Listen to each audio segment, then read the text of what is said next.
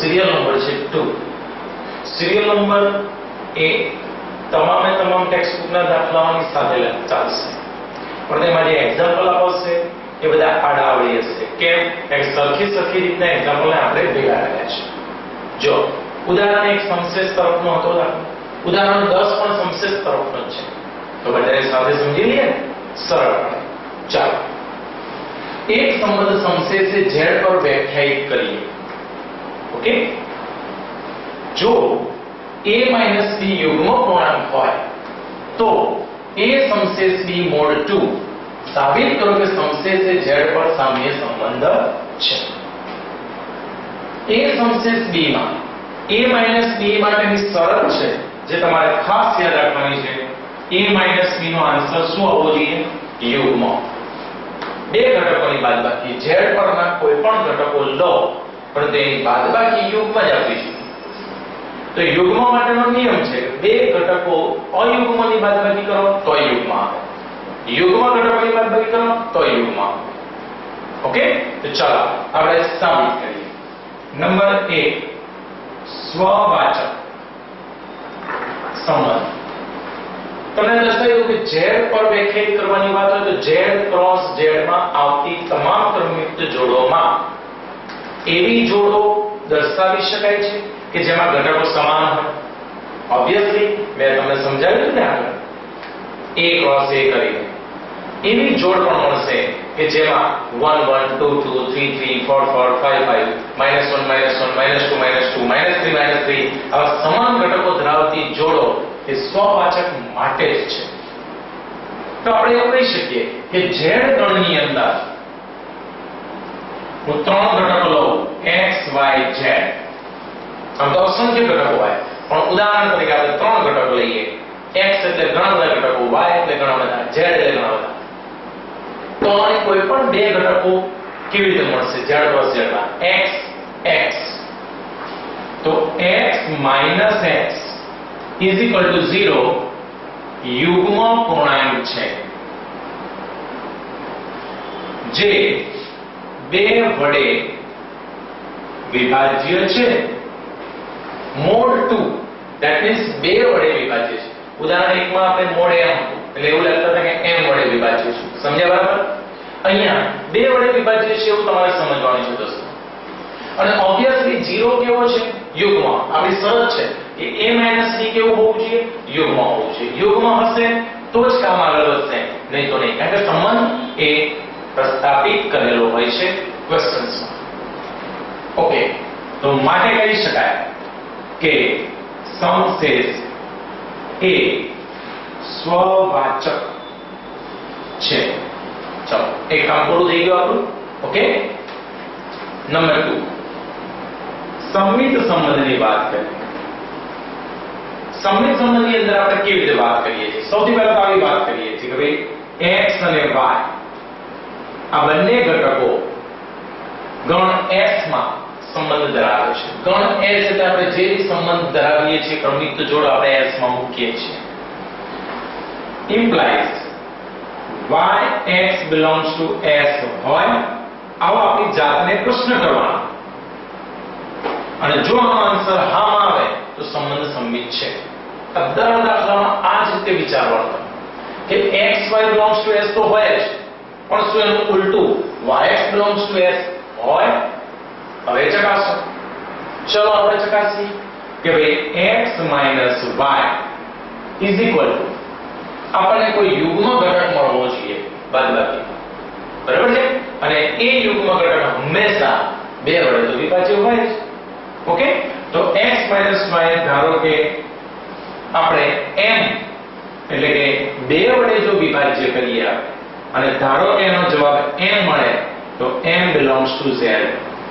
ભાગફળ m મળે છે x - y ને 2 વડે ભાગતા. અને x - y એ યુગ્મ છે અને યુગ્મ હંમેશા 2 વડે વિભાજ્ય હોય જ. આવી જ રીતે આપણે કહી શકીએ તો શું y - x એને 2 વડે ભાગો તો તમને ભાગફળ મળશે, અવશ્ય મળશે, -m મળશે. અને -m પણ z નો સભ્ય છે. અને y - x પણ બેકી જ રહેશે અને એટલે એને 2 વડે ભાગી શકાશે કારણ કે આપણી પાસે બાદબાકી યુગ્મ હોવી છે. તો આનો જવાબ પણ આવશે હા. તો આના માટે પણ કહી શકીએ કે માટે સમશેષ એ સંમિત સંબંધ ધરાવે છે. આટલો ટોપિક ખબર પડી. હવે વાત કરીએ સંબંધ નંબર 3 પારંપરિક. પારંપરિકની અંદર મૂળ વ્યાખ્યા છે xy belongs to s અને yz belongs to s implies xz belongs to s હોય પ્રશ્ન છે. અચ્છા, આના માટે વાત કરીએ તો x - y યુગ્મ હોય ત્યારે 2 વડે ભાગી શકાય અને ભાગફળ મળે છે. અગાઉ જેમ લીધું હતું એ જ પ્રમાણે લઈશું કે k belongs to z અને હવે આ જોડ લઈએ yz.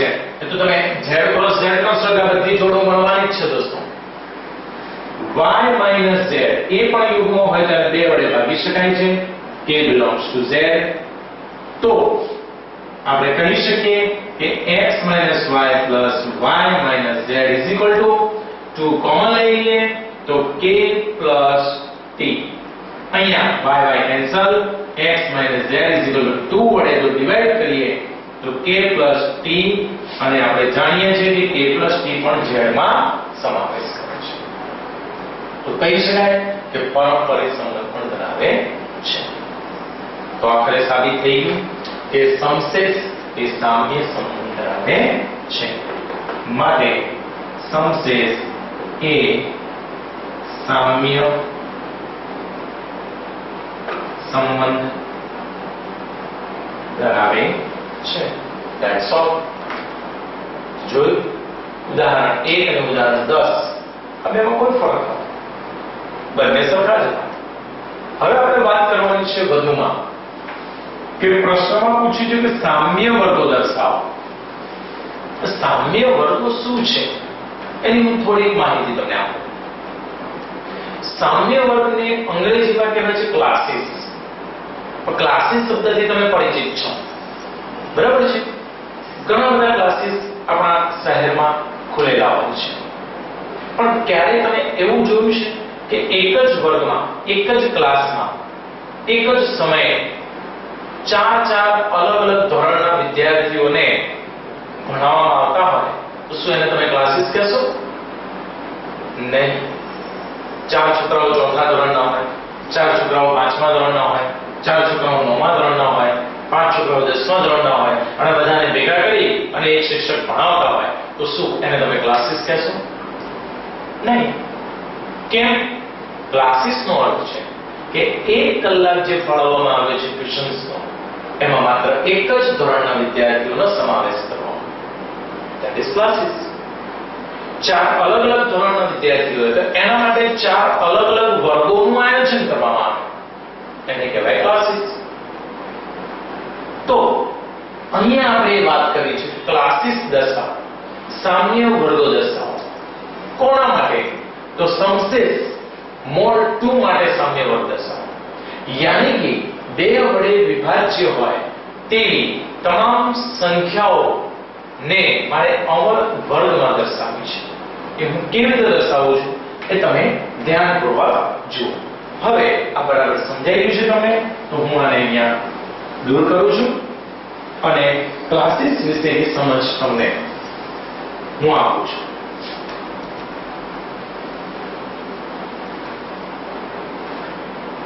ધારો કે મારી પાસે 2 વડે વિભાજ્ય છે એ વાત કરી છે તો મને 2 ક્લાસીસ મળશે, યાની કે 2 સામ્ય વર્ગ મળશે, A1 અને A2. સિમ્પલ. જો મોડ 3 હોય તો મને 3 સામ્ય વર્ગો મળે, A1 A2 A3.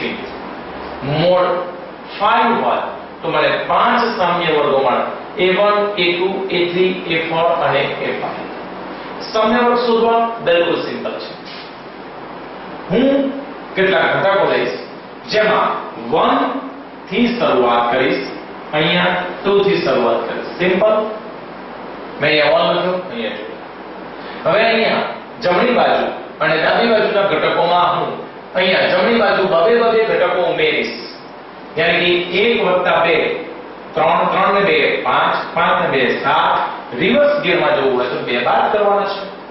ઓકે, તો 1 - 2 -1, -1 - 2 -3, એમ આ બાજુ ઘટકો વધશે, આ બાજુ પણ વધશે. હવે બીજો સામ્ય વર્ગ લેવો છે. હવે આ ઉપરનો જે સામ્ય વર્ગ છે એમાં કોઈ પણ બે ઘટકો લઈ લો દોસ્તો, કોઈ પણ any two elements. ધારો કે -3 સમશેષ 1 mod 2 આ સત્ય છે. તમે આ બંનેની બાદબાકી કરો, એને શું તમે 2 વડે ભાગી શકો છો? ચેક કરી લેજો હમણાં જ, જવાબ મળી જશે કે હા. હવે બીજો સામ્ય વર્ગ જોઈએ આપણે, તો અહીંયા એકનું સામ્ય વર્ગ છે તો આપણે 2 થી શરૂઆત કરીશું. આ પ્રકારના સામ્ય વર્ગો માત્ર ને માત્ર સમશેષની વાત માટે જ લઈ શકાય, યાની કે વિભાજ્યની વાત આવે ત્યારે 2 વડે વિભાજ્ય હોય, 3 વડે વિભાજ્ય હોય, 4 વડે વિભાજ્ય હોય, 5 વડે વિભાજ્ય હોય, ત્યારે આવા સરળ સામ્ય વર્ગ લખી શકાય. આમાં બધેનો ઉમેરો કરવાનો, 2 ને 2 4 ને 6 6 ને 8, બબેની બાદબાકી કરવાની, 2 માંથી 2 જાય તો 0 0 માંથી 2 જાય તો -2 -2 માંથી 2 જાય તો -4 ડોટ ડોટ ડોટ. થઈ ગયો બીજો સામ્ય. આમાંથી તમે કોઈ પણ બે ઘટક લઈ શકો છો. 2 સમશેષ 8 mod 2, તો તમે આમાં કોઈ પણ બે ઘટકોને સમશેષ સંબંધ લાગુ પાડશો તો એ અવશ્ય 2 વડે વિભાજ્ય હશે હશે અને હશે જ. આ એક ક્લાસમાં જે ઘટકો જે છે એ ઘટકો બીજા ક્લાસમાં નથી.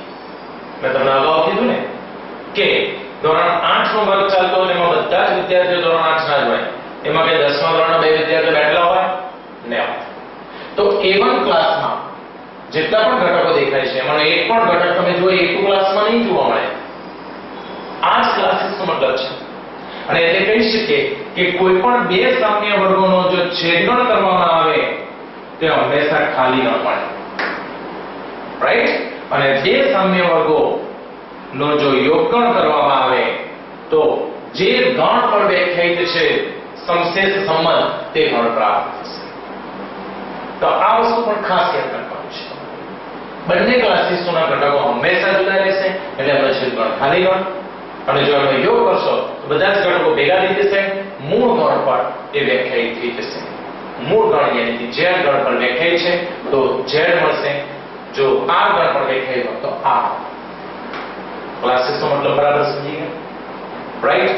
આના પછીનું ઉદાહરણ પણ એવું જ કંઈક છે, એ હું તમને સમજાવું.